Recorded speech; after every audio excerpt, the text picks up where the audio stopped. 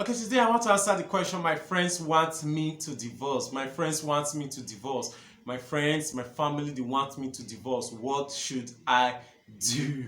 My name is El and I am alright. Thank you for clicking on this link. Yes, the answer to that question is something that is simple. Never you make a marital decision based on what other people are saying. Yes, I do understand that the opinion of other people could be very valid.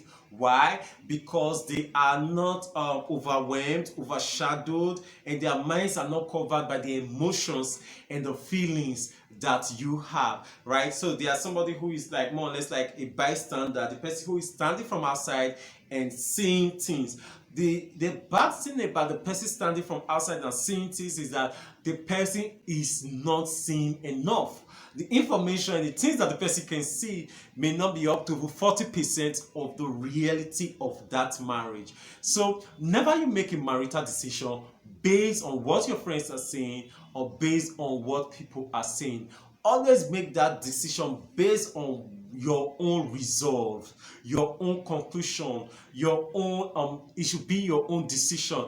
How do you reach this decision? You must reach this decision from a balanced viewpoint, not just from the point of your friends and the points of your families. Your friends and your families may be biased because they are just only thinking about their own side, like you be my friend and you be my family. The question you want to ask is, if they were the friends and the family of your spouse, will they still be recommending a divorce? That's where you actually come up to bring the divorce. Like, okay, if they want me to divorce right now, if they were the friends and the family of my spouse, will they have been supporting my divorce?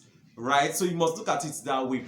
And then before you make that decision to divorce, I would always suggest that you see a counselor, you talk with a counselor, you talk with a therapist, have a proper review of your marriage and of your life and of the situation on ground, right? You know why? We all have different thresholds. This is why I say, this is what I mean by I have different thresholds. There are things I can take in my marriage that my siblings may not be able to take, that my friends may not be able to take. Why? We all have different emotional strengths, we all have different mental strengths, we all have different understanding of life, of marriage, and of the particular situation that is being faced, right? So if I use my own personal opinion and my own personal strength to judge your marriage, I would be wrong. If I used to judge you or I used to judge your spouse, I would be wrong, right?